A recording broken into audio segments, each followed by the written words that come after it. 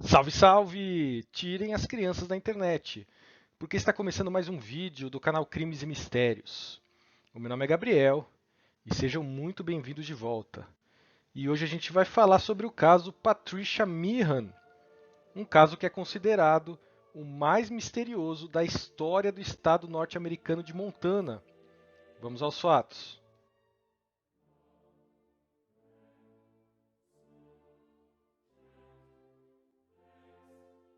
Patricia Bernadette Meehan nasceu no dia 1º de novembro de 1951 na cidade de Pittsburgh, no estado norte-americano da Pensilvânia.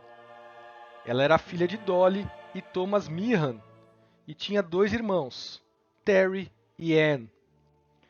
Patricia foi criada em Pittsburgh e, desde cedo, desenvolveu uma forte paixão por animais, especialmente cavalos, e também por crianças. Mais tarde, ao terminar o ensino médio, ela ingressou na Oklahoma City College, onde se matriculou em matérias ligadas ao desenvolvimento de crianças na primeira infância, como parte da preparação para a carreira que pretendia seguir como cuidadora de crianças ou babá. Porém, em 1985, ela abandonou a faculdade e se mudou para a cidade de Bozeman, em Montana, onde começou a trabalhar como tratadora de animais em uma fazenda local. Patricia justificou sua decisão pelo amor que sempre nutriu pelos animais. Nessa época, além de trabalhar na fazenda, Patricia também fazia bicos, a fim de complementar sua renda. Aos 37 anos, quando ainda vivia na fazenda em que trabalhava, Patricia foi diagnosticada com depressão e começou a se consultar com um psicólogo. Ela também começou a planejar sua volta à Pensilvânia, a fim de ficar mais perto da família. Embora tivesse começado seu tratamento, Patricia começou a agir de modo estranho durante o mês de abril de 1989. Alguns diziam que Patricia simplesmente não agia como ela mesma. Não está claro se algo específico a estava incomodando, mas aqueles que a viram naquela época descreveram seu comportamento como deslocado. Ela parecia mais hiperativa do que o normal e um pouco desorientada. A própria Patricia estava tão preocupada com seu estado mental que decidiu acelerar seu regresso para a Pensilvânia. Ela ligou para seus pais na noite do dia 19 de abril e perguntou se ela poderia voltar para casa e morar com eles por um tempo. Dolly e Thomas concordaram imediatamente com a ideia, e Patricia prometeu ligar no dia seguinte para acertar os detalhes. Foi um telefonema, porém, que ela nunca faria. Na manhã de 20 de abril, Patricia falou com um fazendeiro para quem trabalhava por alguns minutos. Ela mencionou que iria embora por alguns dias, mas não disse a ele para onde planejava ir. Considerando o fato de que ela havia agendado uma consulta com seu psicólogo para a manhã seguinte, sua viagem improvisada parecia estranhamente fora do lugar. O fazendeiro, entretanto, não a questionou e Patricia subiu em seu Chevy Nova para deixar o local. Não está claro se ela tinha um destino específico em mente, mas ela pegou a rodovia Montana 200E e começou a dirigir. Às 20 horas daquela noite, ela estava a mais de 600 quilômetros da cidade de Bozeman. Mais tarde, o fazendeiro diria às autoridades que Patricia parecia hiperativa quando partiu naquele dia. Mais tarde, naquela noite, uma mulher chamada Peggy Bueller estava viajando para o oeste na rodovia Montana 200E, perto da cidade de Circle. Ela estava dirigindo enquanto seu pai a acompanhava no banco do carona. Aproximadamente às 20h15, Peggy notou um veículo indo para o leste, dirigindo na contramão. Ela conseguiu desviar por acostamento, evitando assim um acidente frontal, mas seu veículo colidiu com o carro que viajava atrás dela, dirigido por uma policial de folga chamada Carol Heights. O carro de Carol ficou bastante danificado, mas a policial saiu ilesa dos destroços.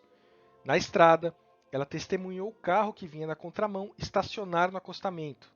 Uma mulher loira saiu do veículo, caminhou até Carol e a encarou com um olhar perdido, como se estivesse olhando através dela. De acordo com a policial, a mulher não falava.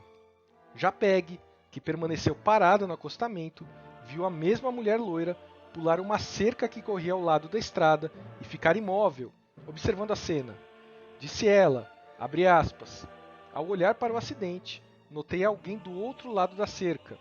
Ela estava parada ali como uma espectadora, não como se tivesse acontecido com ela. Fecha aspas. Peg observou a mulher não identificada ficar em silêncio por vários momentos do lado oposto da cerca antes de se afastar para um trecho de mata e desaparecer na noite. Peg imediatamente dirigiu até a cidade para conseguir um telefone, enquanto seu pai ficou com a policial Carol no local do acidente. Alguns minutos depois, quando a polícia chegou, a motorista não identificada do outro veículo não estava em lugar nenhum. Em 30 minutos, por meio da placa do carro, sua identidade foi revelada. Era Patricia Meehan. As buscas pela mulher que tinha se embrenhado na mata começaram imediatamente. A polícia logo descobriu uma trilha de pegadas de tênis, começando em um campo ermo a aproximadamente 1,2 km do local do acidente. Com base no tamanho das impressões do tênis, os detetives concluíram que as pegadas eram de Patricia. Policiais seguiram os rastros até às 3 horas da manhã do dia 21 de abril, antes de descobrirem que eles eventualmente desapareciam no terreno. A busca foi então suspensa até a manhã seguinte. A família Meehan chegou a Montana logo após o desaparecimento de sua filha. Em alguns dias, distribuiu mais de 2.000 folhetos de pessoa desaparecida em toda a área. Voluntários locais vasculharam as montanhas circundantes e o terreno perto do local do acidente a cavalo e com buggies. E a família Meehan também fez uma busca de helicóptero. As minas de carvão abandonadas na área também foram revistadas, mas nenhuma das tentativas levou a qualquer rastro de Patricia. O local do acidente, perto da cidade de Circle, ficava a quase 650 quilômetros da fazenda onde morava Patricia, em Bozeman, e não era parte do trajeto de um possível caminho para a Pensilvânia. Assim, nem a polícia, nem a família da desaparecida puderam encontrar explicações razoáveis para que ela estivesse na área.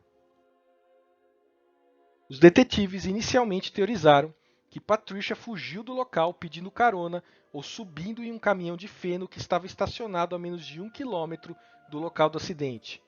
Entretanto, nenhum avistamento para apoiar essa afirmação foi levantado. Também se suspeitou que Patricia, que sabidamente estava lidando com problemas mentais no momento do acidente, pudesse estar sofrendo de amnésia temporária. Outra teoria aventada foi a de que Patricia seria suicida e que tivesse causado propositalmente o acidente. Entre os pertences de Patricia deixados para trás no carro, a família Meehan encontrou um rolo de filme de sua câmera fotográfica, que revelou mais tarde uma estranha foto tirada em frente a um espelho. Não se sabe, porém, as circunstâncias ou o contexto em que essa foto foi tirada. Até o dia 23 de abril, um domingo, o tempo estava seco e ameno. Mas então, naquele dia, uma chuva forte começou a cair e a temperatura despencou. Se Patricia ainda estivesse ao relento, sem abrigo, era fundamental que ela fosse localizada logo. Uma equipe de busca e resgate, com o apoio de cães farejadores, continuou a vasculhar a área, enquanto 2 pilotos conduziam vários sobrevoos, aumentando o raio de busca a cada vez. No final da noite, os investigadores acreditavam que Patricia provavelmente havia deixado a área. Se ela tivesse conseguido uma carona com alguém ao longo da rodovia, não havia como saber onde ela poderia estar. A tempestade que atingiu a área na noite do dia 23 trouxe vento, chuva e granizo. As equipes de busca vasculharam uma série de edifícios vazios perto de Circle, onde Patricia podia ter procurado abrigo, mas não encontraram nada que indicasse que ela tivesse passado por ali. Em 4 de maio, 2 semanas após o acidente, um policial da cidade de Luverne, em Minnesota, afirmou ter visto Patricia sentada dentro de um restaurante. Ela havia somente bebido água sozinha em uma mesa por mais de 5 horas até o horário de fechamento do restaurante, quando então caminhou até uma lanchonete 24 horas nas proximidades. Quando o policial a questionou, ela se recusou a dar seu nome e alegou ser primeiro do Colorado e depois de Israel. Entretanto, sem opções, o policial teve que deixá-la ir. No dia seguinte, em 5 de maio, 2 outros avistamentos de Patricia foram relatados. O primeiro em Sioux Falls, na Dakota do Sul, onde uma garçonete alegou que Patricia havia sentado dentro da lanchonete de uma parada de caminhões, bebendo café ao longo de toda a madrugada. Mais tarde, no mesmo dia, uma garçonete de outro restaurante em Murdo, também na Dakota do Sul, relatou ter visto Patricia entre 22 e 23 horas, na companhia de um homem que parecia estar na casa dos 30 anos. Nenhum dos avistamentos, porém, jamais foi confirmado. No dia 19 de maio, outra garçonete, dessa vez de um restaurante perto da casa de Patricia em Bozeman, relatou tê-la visto lá. De acordo com a garçonete, Patricia pediu e tomou o café da manhã de maneira apressada e mencionou que tinha que ir às compras às 9 horas da manhã. Uma colega de trabalho corroborou o avistamento e relatou que Patricia parecia estar desorientada e falando sozinha.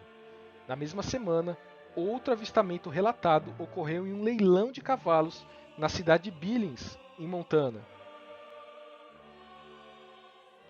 Mais de 2 semanas depois, no dia 30 de maio, uma mulher que correspondia às características físicas de Patricia foi vista por um motorista de caminhão que passava na rodovia Interstate 90, na região rural do estado de Washington. O motorista ofereceu-lhe uma carona, que foi recusada, e ele ouviu comentar com outro motorista que seu carro havia quebrado e que ela estava à procura de um telefone.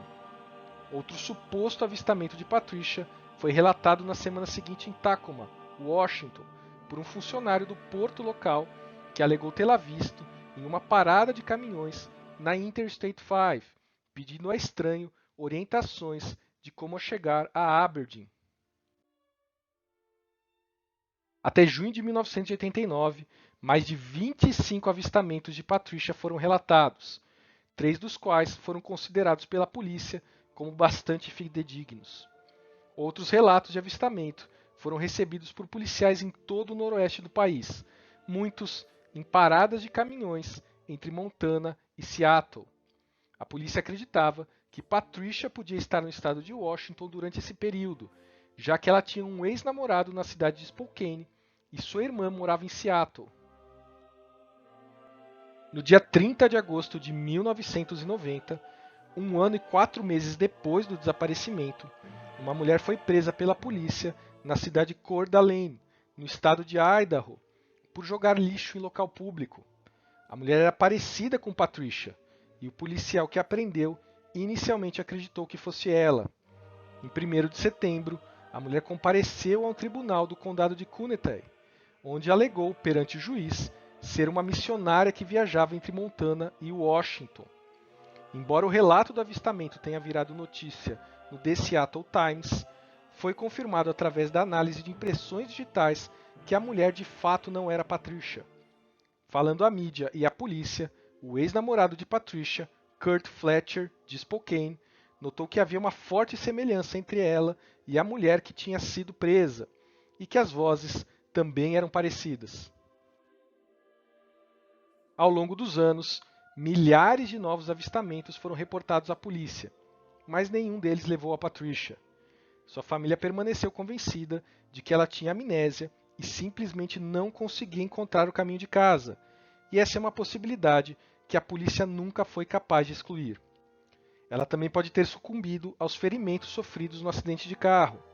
Embora as autoridades tenham feito uma busca massiva por Patricia, sempre há a chance de que seu corpo permaneça escondido em algum lugar em uma das muitas áreas escassamente povoadas do estado de Montana. Thomas e Dolly passaram anos viajando pelo país à procura de sua filha desaparecida. Infelizmente, os dois morreram sem nunca saber o que aconteceu com ela, mas seus irmãos e outros membros da família ainda esperam que seu caso seja resolvido. Bom, pessoal, esse foi o caso de hoje. Espero que vocês tenham achado tão misterioso e instigante como eu achei. Domingo que vem vamos trazer mais um caso inédito. Assistam e divulguem. Até lá, um grande abraço e muito obrigado por acompanharem o canal.